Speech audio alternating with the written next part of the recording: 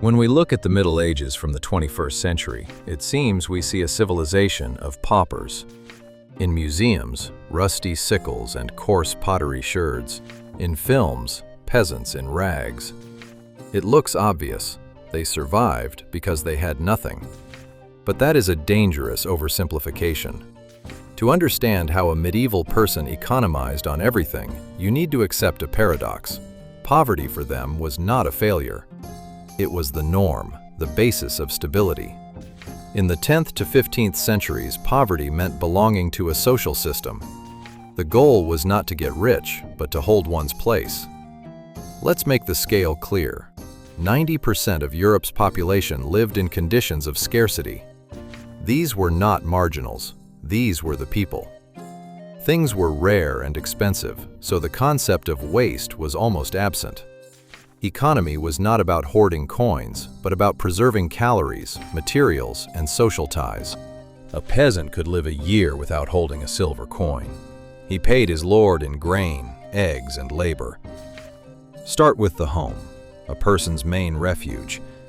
How do you build a roof if the wood belongs to the lord, the stone to the church, and there's no money? The solution was a frame of cheap materials, withies, branches, wattle, then daub, clay, straw, and dung. Dung made the mix plastic and protected against rot. Walls were whitewashed with lime, not for beauty, but as an antiseptic.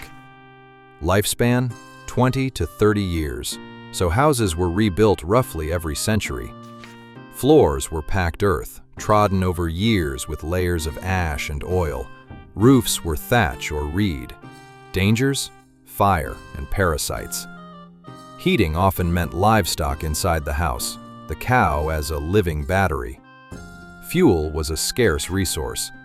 Windfall wood was permitted but not always available. Peat and dried dung all went into the hearth. The hearth mattered enormously. It was the heart of the home, the place for cooking, light, and warmth. Fire was guarded as the most precious thing. Light was expensive. Beeswax candles were a luxury. Tallow candles and reed torches were cheap illumination. Daily rhythm was dictated by light. With sunset came sleep. Cloth was costly. Production required long labor: sheep, shearing, washing, spinning. Labor intensity explains the market for second-hand clothing and the trade in rags. Clothing was an asset. It was repaired, reworked, turned inside out. Patches were normal. Old linen shirts were turned into rag paper. Books of the Renaissance were often printed on recycled fabric. Footwear was a luxury. Wooden clogs stuffed with straw. Many went barefoot until the first frosts. Bread was the dietary staple, supplying 60 to 80% of calories. White bread was a luxury. The poor ate dark, heavy loaves, rye mixed with pulses and even acorns.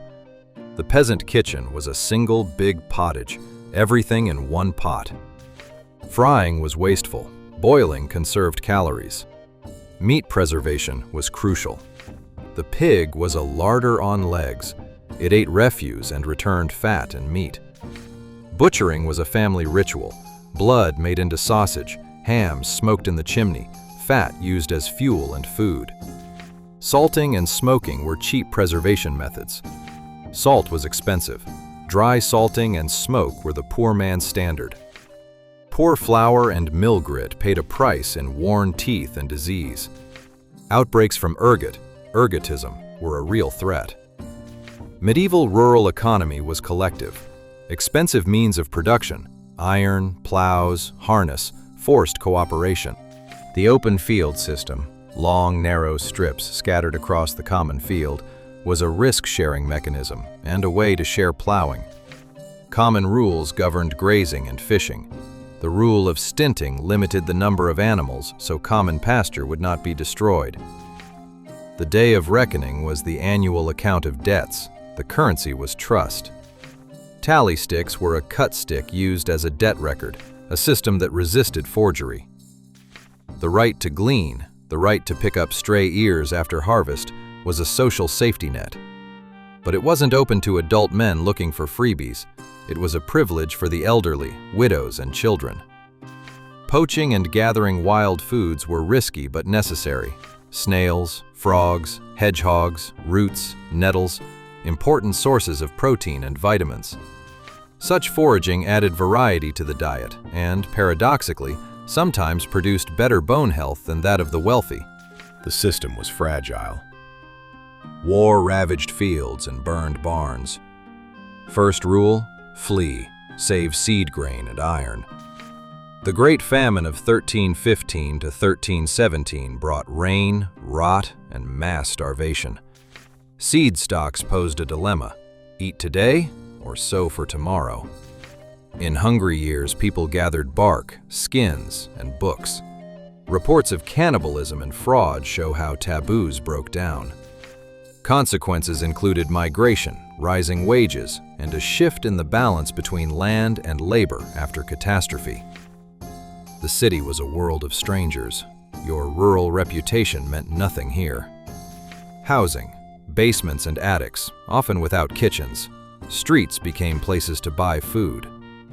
The labor market was an open, day-to-day exchange. Hire for the day or go hungry. Laws treated vagrants harshly. The distinction between deserving and undeserving poor.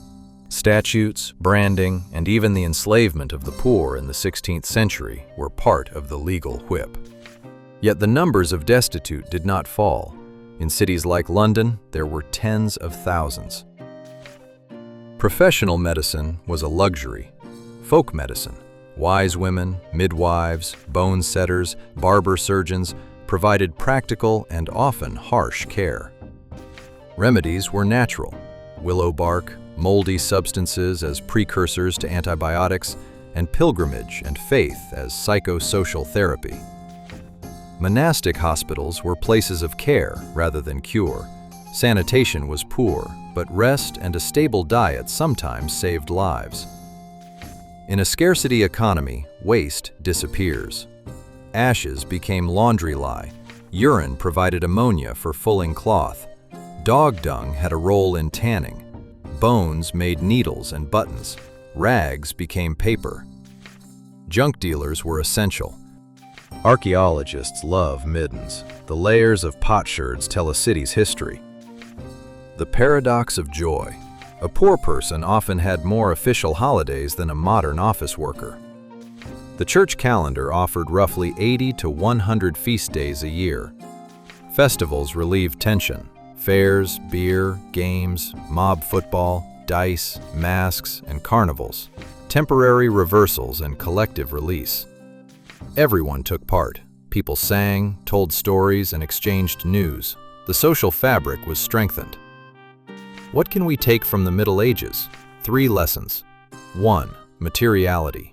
Things have a cost: labor and history, respect for objects. 2. Community. Dependence on neighbors, social capital stronger than money. 3. Adaptability. The skill of living with scarcity, practical abilities that might prove useful in crisis.